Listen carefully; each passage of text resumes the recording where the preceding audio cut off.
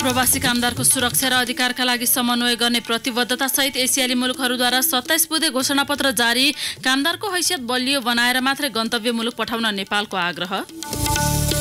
कञ्चनपुरमा बालिका बलात्कार र हत्यामा संलग्न भएको आशंका गरिएका थप 4 जनाको डिएनए रिपोर्ट पनि नेगेटिभ। नयाँ सिराबाट अनुसन्धान थाल्ने प्रहरीको भनाई। स्वच्छ वातावरणमा बाँच्न पाउने नागरिकको अधिकार कुण्ठित नगर्न सरकारलाई मानवाधिकार आयोगको निर्देशन। वातावरणमा प्रदूषण बढ्दै गएको तर्फ सरकारको ध्यानाकर्षण। अवैध रूपमा उत्तर कोरिया प्रवेश गरेको आरोपमा बन्दी बनाइएका अमेरिकी नागरिकलाई निकाला गर्ने प्योङयाङको तयारी। र रुसलान धनगढी प्रिमियर लिगको तेस्रो संस्करण आगामी माघ 19 मा सुरु हुने। विजय डिस्टिलरीसँग आज 1 करोड 10 लाखको प्रायोजन सम्झौता। नमस्कार, कान्तिपुर डायरीका साथमा साथी पार्वता र म प्रतीक्षा। सुरु गरौँ मुख्य प्रसङ्गबाट। आप्रवासी कामदारको सुरक्षा र अधिकारको लागि एक आपसमा सहकार्य गर्ने प्रतिबद्धतासहित 27 बुँदे काठमाडौँ घोषणापत्र जारी गर्दै एसियाका 12 देशहरूको साझा संस्था कोलम्बो प्रोसेसको बैठक आज सकिएको छ।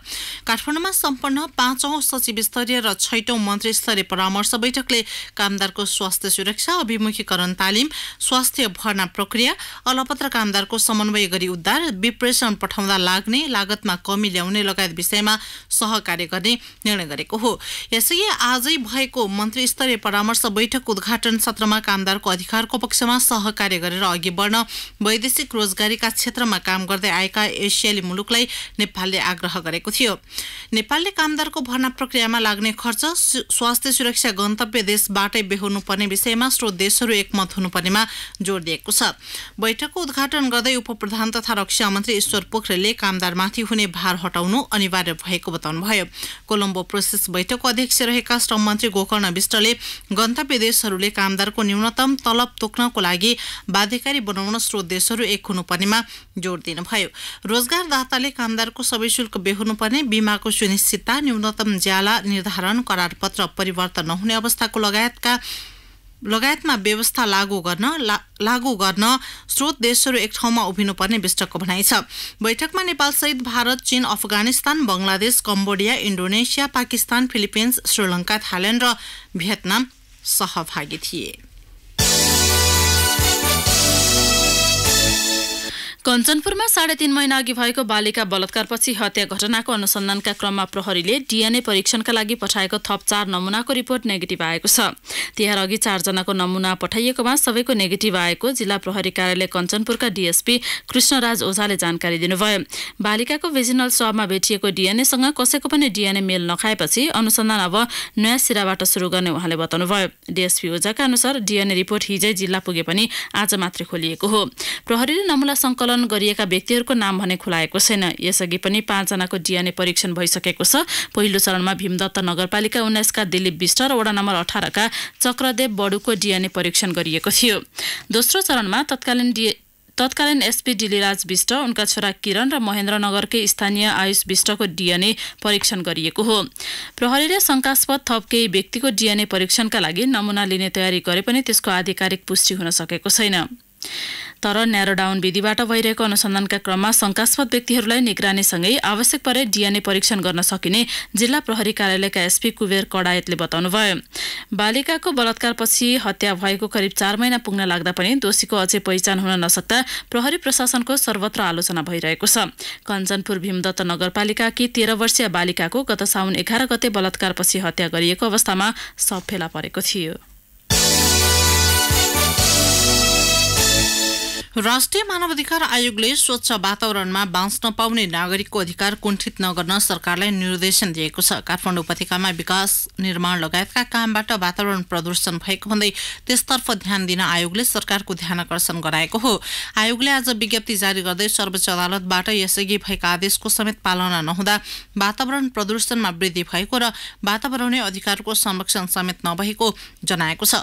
सर्वोच्चले यसअघि नै विकास निर्माणका कामलाई अघि बढाउँदा वातावरण प्रभाव मूल्याङ्कन गर्न आदेश दिएको थियो। विकास निर्माणको काम, सवारी साधनबाट निस्कने धुवाँ, अस्पतालबाट निस्कने रसायनयुक्त फोहोर मैला, इटाभट्टाबाट निस्कने धुवाँ लगायत कारणबाट काठमाडौँको वायु प्रदूषण भएको विषयमा आयोगले सरकारलाई सजग गराएको छ।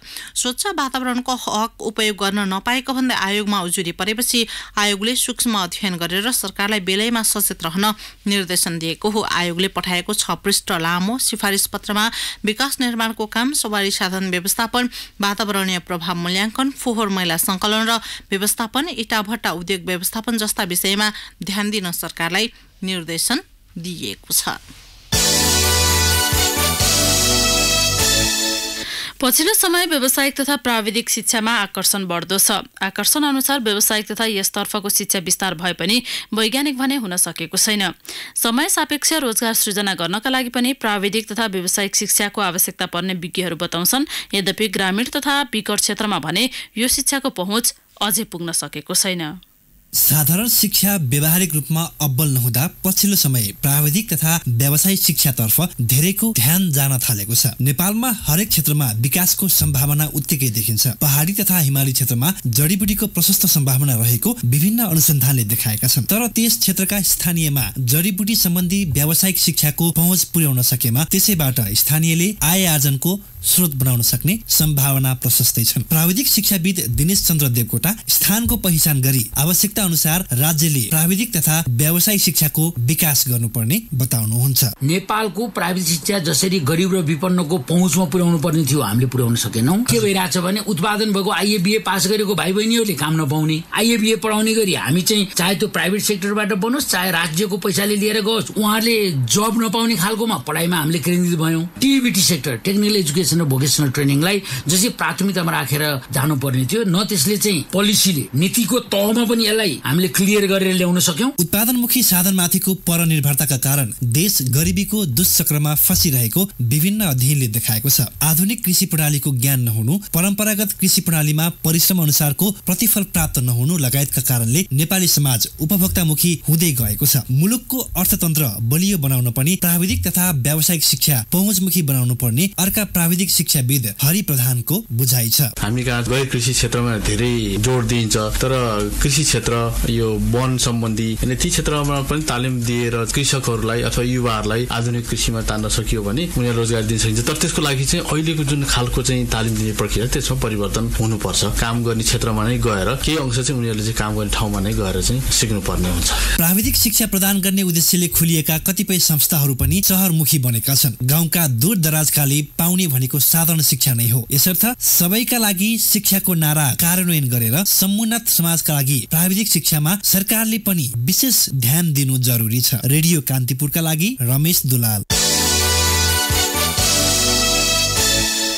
शिक्षाका लागि विश्वव्यापी अभियान GCE को काठमाडौँमा सुरु 6औं विश्व सम्मेलनमा सामुदायिक विद्यालयमा समानता र पहुँचबारे छलफल सुरु भएको छ। विद्यालय पहुँच बाहिर रहेका बालबालिकालाई विद्यालयको पहुँचमा पुर्याउन गर्नुपर्ने प्रयासका बारेमा सम्मेलनमा छलफल सुरु भएको हो। सम्मेलनलाई सम्बोधन गर्दै परराष्ट्र मन्त्री प्रदीप गेवालीले नेपालमा विद्यालय भर्ना गरिएका बालबालिकालाई टिकाइ राख्न चुनौती रहेको बताउनुभयो। साक्षरता अभियानलाई पुनः सञ्चालन गर्न सरकारले तयारी गरेको समेत मन्त्री गेवालीले उल्लेख गर्नुभयो। सम्मेलनमा संयुक्त राष्ट्रसङ्घका उपमहासचिव अमिना जे मोहम्मदले सार्वजनिक शिक्षा विश्वव्यापी रूपमा जोखिममा परेकाले नागरिक समाज लगायतले संरक्षणका लागि प्रभावकारी भूमिका खेल्नुपर्ने बताउनुभयो, जसका लागि युवाको भूमिका अपरिहार्य रहेको उपमहासचिव मोहम्मदको भनाइ छ। विद्यालय पहुँच बाहिर रहेका बालबालिकाको सुरक्षित भविष्यका लागि शिक्षा आवश्यक रहेकाले उचित पहल थालिनुपर्ने उपमहासचिव मोहम्मदले बताउनुभयो। न्याय, समानता र समावेशिताका लागि सार्वजनिक शिक्षा प्रणालीमा रूपान्तरण विषयक सम्मेलनमा भाग लिन शिक्षा क्षेत्रमा सक्रिय विश्वभरका 280 अभियन्ताहरू काठमाडौँमा भेला भएका छन्। सम्मेलनमा करिब 100 मुलुकका शिक्षा क्षेत्रका प्रतिनिधि सहभागी भएका शिक्षाका लागि राष्ट्रिय अभियान नेपाल NCE का महासचिव दिलीराम सुवेदीले जानकारी दिनुभयो। सम्मेलनमा नागरिक समाजका प्रतिनिधि, शिक्षा अभियान कर्मी, युवा अभियन्ता भेला भई सार्वजनिक शिक्षाको रूपान्तरण र गुणस्तर सुधारका लागि भावी योजना तय गर्ने कार्यक्रम रहेको आयोजकले जनाएको छ। सम्मेलनले शिक्षाका नीतिगत परिवर्तनका लागि खाका तयार गर्ने सुवेदीले बताउनुभयो। सन् 1979 मा सेनेगलको डकारमा भएको विश्व शिक्षा मञ्चको सम्मेलनपछि अन्तर्राष्ट्रिय, क्षेत्रीय र राष्ट्रिय रूपमा सबैका लागि शिक्षा अभियानको थालनी भएको थियो। संयुक्त राष्ट्रसङ्घले पारित गरेको सन् 2030 सम्मको दिगो विकास लक्ष्यलाई पछ्याउँदै सम्मेलनमा शैक्षिक सुधारका लागि पनि छलफल हुनेछ। नयाँ कार्य समितिका लागि भोलि निर्वाचन हुने सुवेदीले जानकारी दिनुभयो। सम्मेलन पर्सेसम्म चल्नेछ। कान्तिपुर डायरीमा अब ब्रेकको पालो। ब्रेकपछि कान्तिपुर डायरीमा अब बाँकी प्रसङ्ग। 3 खेमामा विभाजित राष्ट्रिय प्रजातन्त्र पार्टी बीचको एकता तत्काल नहुने भएको छ। तीनवटै पार्टी एकताका लागि आन्तरिक, द्विपक्षीय तथा त्रिपक्षीय छलफलमा जुटे पनि पार्टी एकताको सहमति भने हुन सकेको छैन। राजधानीको महाराजगञ्ज स्थित अध्यक्ष पशुपति शमशेर राणाको निवासमा आज बसेको राप्रपा प्रजातान्त्रिकको उच्चस्तरीय कार्य सम्पादन समितिको बैठकले हतारमा पार्टी एकता नगर्ने निष्कर्ष निकालेको छ। पार्टी एकता गरेर निकास दिन गहन छलफल गर्नुपर्ने निष्कर्ष निकालेको महामन्त्री राजाराम श्रेष्ठले जानकारी दिनुभयो। विगतमा पनि हतारमा पार्टी एकता गर्दा पछि विभाजित हुनु परेकाले यसपटक भने गहन छलफल गरेर मात्र निष्कर्षमा पुग्ने निर्णय गरिएको श्रेष्ठले बताउनुभयो। बैठकमा सहभागी नेताले हतारमा निर्णय नगर्न नेतृत्वलाई सुझाएका थिए। तीनवटै राप्रपाले पार्टी एकताका लागि हदेसम्मको लचकता अपनाउने बताए पनि चुनाव चिन्हका विषयमा सहमति हुन सकेको छैन। चुनाव चिन्ह हलो कि गाई राख्ने भन्ने विषयमा कुरा मिल्न नसक्दा एकता प्रक्रिया लम्बिँदै गएको छ। सिद्धान्त र नेतृत्वका विषयमा भने कुनै विमति नरहेको नेताहरूको दाबी छ। उद्योग वाणिज्य तथा आपूर्ति मन्त्री मातृका प्रसाद यादवले समृद्धिका लागि रोजगारी सृजना गर्नुपर्ने बताउनु भएको छ। बाराको जितपुर सिमरा उपमहानगरपालिका 14 स्थित दुधौरा नदीको किनारमा आज सुरु भएको बारा महोत्सवको उद्घाटन गर्दै मन्त्री यादवले स्वदेशमा रोजगारी सृजना नहुँदा दैनिक हजारौं युवा विदेशिनु परेको बताउनुभयो। उद्योग वाणिज्य मन्त्रालयले उद्योग स्थापना गर्न चाहने स्वदेशी तथा विदेशी लगानीकर्ताहरूलाई प्रोत्साहन गर्न ठोस नीति तथा कार्यक्रम ल्याउन लागेको उहाँले स्पष्ट पार्नुभयो। नेपालमा विद्युत र उद्योग धन्दालाई व्यवस्थापन गर्न सके रोजगारी सृजना गर्न सकिने दावी गर्दै उहाँले कृषि क्षेत्रमा प्रशस्त सम्भावना रहेको र कृषिलाई व्यवसायीकरण गर्न सरकारले उत्पादन वृद्धिमा सहयोग गर्ने प्रतिबद्धता व्यक्त गर्नुभयो। आर्थिक क्षेत्रको तीव्र विकास एवं सुशासनको प्रत्याभूति दिन भ्रष्टाचारमा शून्य सहनशीलता अपनाएर सरकार अगाडि बढिरहेको उहाँले दावी गर्नुभयो। अख्तियार दुरुपयोग अनुसन्धान आयोगको हेटौडा कार्यालयको टोलीले कलैया उपमहानगरपालिका 1 देवकीलाल धर्मशालाबाट एकजना प्रहरी हवलदारलाई पक्राउ गरेको छ। भारतबाट अवैध रूपले वितरने गुड्खा, पान मसला लगायतको अवैध कारोबार गर्न सहजीकरण गरिदिने आश्वासन दिई कारोबारीबाट 1 लाख रुपैयाँ नगद लिँदै गरेको अवस्थामा जिल्ला प्रहरी कार्यालय बारामा कार्यरत प्रहरी हवलदार 30 वर्षीय सुदामा हजारालाई अख्तियारको टोलीले पक्राउ गरेको हो। प्रदेश प्रहरी कार्यालय गण नम्बर 2 रातो माटो हेटौडामा दरबन्दी भई हाल जिल्ला प्रहरी कार्यालय बारामा कार्यरत हजारा पर्सा जिल्लाको जगरनाथपुर 8 निवासी हुन्। पक्राउ परेका हजारालाई हेटौडा लगेर थप अनुसन्धान गरिने र अनुसन्धानपछि आइतबार केन्द्रीय कार्यालयमा पठाइने एक अधिकारीले बताए।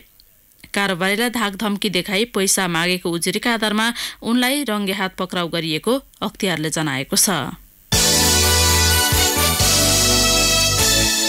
रसुवागढी नाकामा रहेको नेपाल चीन जोड्ने मितेरी पुलको पुनर्निर्माण सुरु भएको छ। 2072 साल वैशाख 12 गतेको विनाशकारी भूकम्पले नेपाल चीन जोड्ने मितेरी पुललाई क्षति पुर्याएको थियो। चीन सरकारको सहयोगमा पुलको पुनर्निर्माण सुरु भएको हो। भूकम्पको बेला पहिरोसँगै आएको ढुङ्गाले मितेरी पुलको बीच भागमा ठूलो पाल पारेको थियो। क्षति पुगेको पुलमाथि अस्थायी फलामे पुल राखेर यातायात सञ्चालन गरिएको छ। पुलको पुनर्निर्माण गर्ने विषयमा प्रधानमन्त्री केपी शर्मा ओलीको चीन भ्रमणका क्रममा जुन 21 मा दुई मुलुकबीच सहमति पत्रमा हस्ताक्षर भएको थियो। सो पुल आगामी मेमा सम्पन्न गर्ने लक्ष्य चीनिया पक्षको रहेको रसुवाका प्रमुख जिल्ला अधिकारी कृष्ण पौडेलले बताउनुभयो। प्रधानमन्त्रीको तस्बिर बिगारेर फेसबुकमा शेयर गरेको आरोपमा पक्राउ परेका काभ्रे स्थित तपेश्वर माविको नेविसंघ इकाइ अध्यक्ष कृष्ण ढकाल साधारण तारिखमा रिहा भएका छन्। सोही पोस्ट स्क्रिनशट गरी प्रहरी र पत्रकारको आन्तरिक ग्रुपमा शेयर गरेको आरोपमा पक्राउ परेका कविराज ढकाल पनि साधारण तारिखमा रिहा भएका छन्। जिल्ला अदालत काठमाडौँका न्यायाधीश रमेश राज पोखरेलको इजलासले दुवैजनालाई साधारण तारिखमा रिहा गर्न आदेश दिएको हो।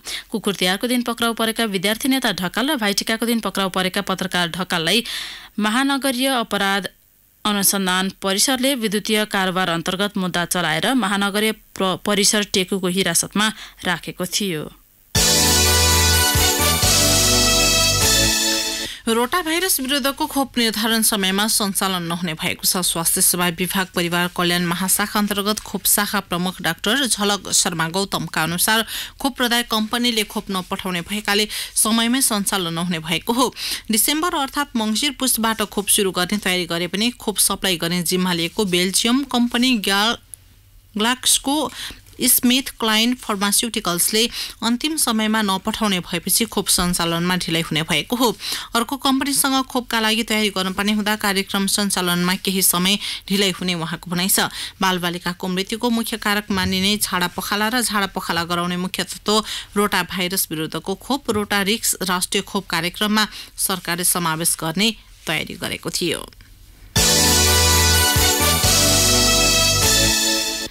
भारत उत्तर प्रदेशका मुख्यमन्त्री योगी आदित्यनाथ रामजानकी विवाह पञ्चमीमा जन्ती बनेर जनकपुर आउने भएका छन्।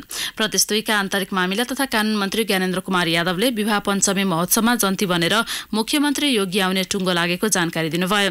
मङ्सिर 26 गते विवाह पञ्चमीमा योगी सहित आउने जन्तीलाई स्वागत गर्न प्रदेश सरकारले तयारी थालेको छ। राम र सीताको विवाहको सम्झनामा हरेक वर्ष मङ्सिरमा जनकपुरमा विवाह पञ्चमी महोत्सव आयोजना हुन्छ। नेपाल र भारतका हजारौं सहभागी रहने महोत्सवमा भारतको अयोध्याबाट जन्ती आउने चलन छ। कान्तिपुर डायरीमा अब उदयपुर डायरीको पालो। उदयपुर डायरीबाट दिलीराम खतिवडाको नमस्कार। त्रियुगा नगरपालिका 5 को प्राकृतिक समाज सुधार संस्थाले तिहारको देउसी भैली खेलेर संकलन गरेको रकम सामाजिक कार्यमा खर्चिने भएको छ। समाजको यो कामले दिनरात नभनी देउसी भैली खेल्ने संकलन गरेको रकम फजुल खर्च गर्नेलाई सजग गराएको छ। समाजले संकलन गरेको रकम सहकारीको माध्यमबाट सामाजिक कार्यमा लगानी गर्ने तयारी गरेको सचिव प्रमोद घतानीले बताउनुभयो। समाजले यस वर्ष देउसी भैलीबाट संकलन भएको रकम मध्ये 1,33,640 र यसअघिको 1,60,000 रुपियाँ सहकारीमा लगानी गर्ने भएको हो। बाँकी रकम टोल सुधारमा अन्य विकास निर्माणमा खर्च गरिने घतानीले बताउनुभयो। उदयपुरमा पछिल्लो 10 महिनाको अवधिमा बलात्कारका घटना बढेको एक तथ्याङ्कले देखाएको छ। अनौपचारिक क्षेत्र सेवा केन्द्र एनसीले गरेको पूर्व समीक्षा कार्यक्रममा सार्वजनिक भएको तथ्याङ्कमा हिंसाको घटना बढेको देखाइएको हो। प्रतिवेदनमा जिल्लामा 39 वटा बलात्कारका घटना भएको तथ्याङ्क प्रस्तुत गरिएको छ। 39 घटनामध्ये 26 वटा बलात्कार र बाँकी 13 वटा बलात्कारको प्रयास रहेको उल्लेख छ। तथ्याङ्क अनुसार सन् 2018 को जनवरीदेखि अक्टोबर अन्तिमसम्म अर्थात् 10 महिनामा जिल्लामा 70 वटा मानवाधिकार उल्लङ्घनका घटना भएको देखाइएको छ। उदयपुरमा बासमती धान लोप हुँदै गएको छ। जलवायु परिवर्तनसँगै सिँचाइको उचित व्यवस्था हुन नसक्दा र खेतीयोग्य जमिनको खण्डीकरण हुँदै जाँदा त्रियुगा नदी तटीय क्षेत्रको रैथाने बासमती धान लोप हुँदै गएको हो। 5-7 वर्ष अघिसम्म त्रियुगा नदीको तटीय क्षेत्रमा खेतमा कार्तिक मङ्सिर नलाग्दै बासमती धानको बास्ना आउनु थियो। तर अहिले धान रोपेको खेतमै पुग्दा समेत बास्ना आउँदैन। रैथाने बासमतीको स्थानमा आयातित बासमतीले ओगटेकोले बासमतीको बास्ना आउन छोडेको कृषक बताउँछन्। केही समय यता ओजेलमा परेको पुरानो बेलटार बजार पछिल्लो समय गुलजार बन्दै गएको छ। चारैतिरबाट सडक सञ्जालले जोडिएपछि बेलटार बजार गुलजार बन्दै गएको हो। कुनै समय सोलु, ओखलढुङ्गा, खोटाङ र भोजपुर जिल्लाको लागि बेलटार बजार मुख्य व्यापारिक केन्द्र थियो। माथिल्लो 4 जिल्ला सडक सञ्जालले जोडिएपछि बेलटार बजार ओजेलमा परेको थियो। बेलटार बजारलाई जोड्ने वैकल्पिक रूपमार्ग धरान, चतरा, बेलटार बजार, गाईघाट, कटारी, सिन्धुली, हेटौँडासम्म निर्माणसँगै बेलटार बजार गुलजार बन्दै गएको हो। हवस् त उदयपुर डायरी आजलाई यति नै। दिलराम खतिवडाले बिदा दिनुहोस्। नमस्कार। जिल्ला डायरीपछि कान्तिपुर डायरीमा पुनः ब्रेकको पालो। ब्रेकपछि कान्तिपुर डायरीमा अब आर्थिक प्रसङ्ग। सरकारले अबको 5 वर्षमा करदाताको संख्या 12 लाखले बढाउने लक्ष्य लिएको छ। 7औं राष्ट्रिय कर दिवसको पूर्व सन्ध्यामा पत्रकार सम्मेलन गर्दै आन्तरिक राजस्व विभागले आगामी 5 वर्षमा करदाता संख्या बढाएर 30 लाख पुर्याउने जनाएको हो। विभागका महानिर्देशक विष्णुप्रसाद नेपालले मूल्य अभिवृद्धि कर तथा आयकर तिर्ने करदाता बढाउने लक्ष्य राखिएको जानकारी दिनुभयो। करको दायरा बाहिर रहेकालाई पनि करको दायरामा ल्याउने गरी अघि बढेको उहाँले बताउनुभयो। विभागले मूल्य अभिवृद्धि करको विवरण नबुझाउने करदाताका लागि स्किम ल्याएको भन्दै त्यसले उनीहरूलाई सहजता प्रदान गर्ने दावी गरेको छ। सरकारले मङ्सिर 1 गते राष्ट्रिय कर दिवस मनाउने गरेको छ। कर दिवसका अवसरमा विभागले करदाता शिक्षा तथा सचेतना कार्यक्रमहरू गर्ने जनाएको छ। यस्तै विभिन्न क्षेत्रका 15 उत्कृष्ट करदाता र राजस्व प्रशासनका 10 कर्मचारीलाई सम्मान गर्ने कार्यक्रम पनि तय भएको छ।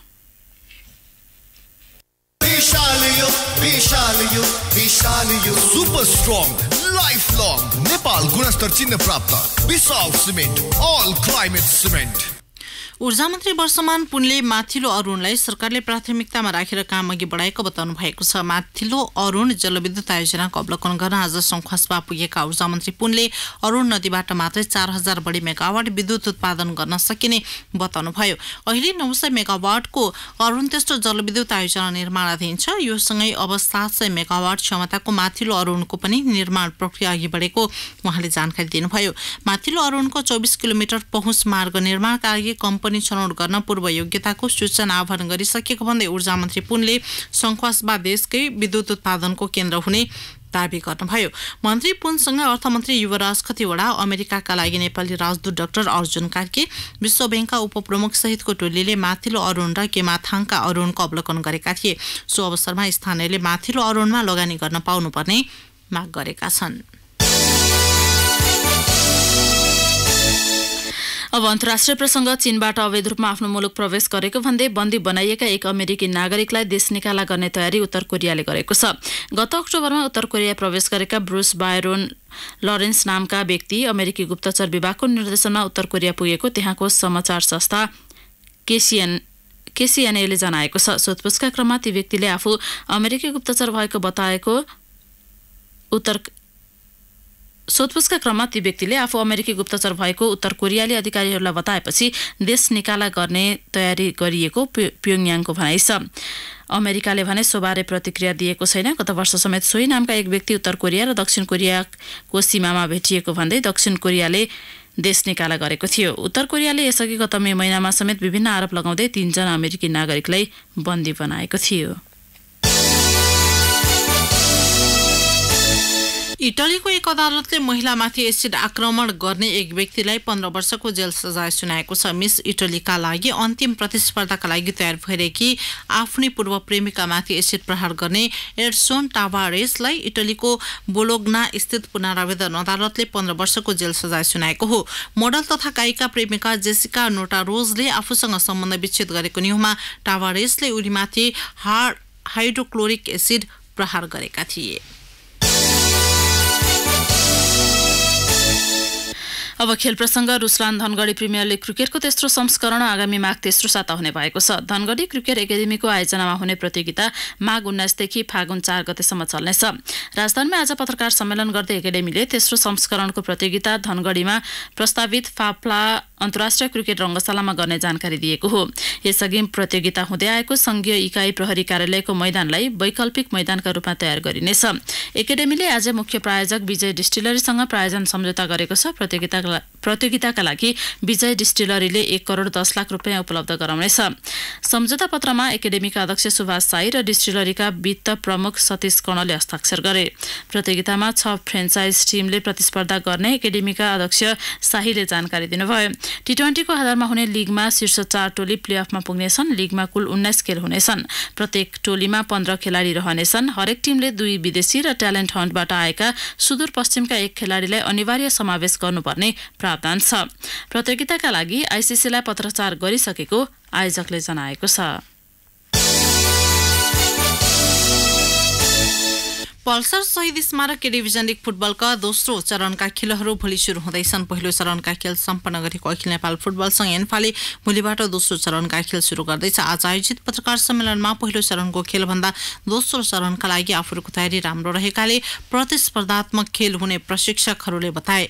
लिग अन्तर्गत भोलि 2 खेल हुँदैछन्। हलचुक स्थित सशस्त्र प्रहरीको मैदानमा हुने पहिलो खेलमा सिग्नेचर मनाङ मर्स्याङदी र न्युरो टिम एनआरटी भिड्दैछन्। त्रिभुवन आर्मीका प्रशिक्षक नवीन न्युपानेले पहिलो चरणमा सोचे जस्तो प्रदर्शन गर्न नसकिएको भन्दै त्यसको आधारमा तयारी गरिएको बताए।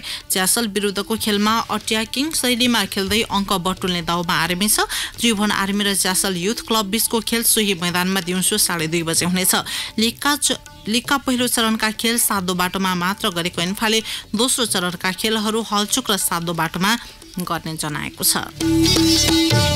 हस्तै नै प्रसङ्गसहित कान्तिपुर डायरीका आजका सम्पूर्ण बुलेटिन यही सकिन्छन्। भोलि बिहान 6:30 बजे नियमित बुलेटिनका साथमा उपस्थित हुने नै छौँ। अहिलेलाई साथी पार्वता र म प्रतीक्षा बिदा हुन्छौँ।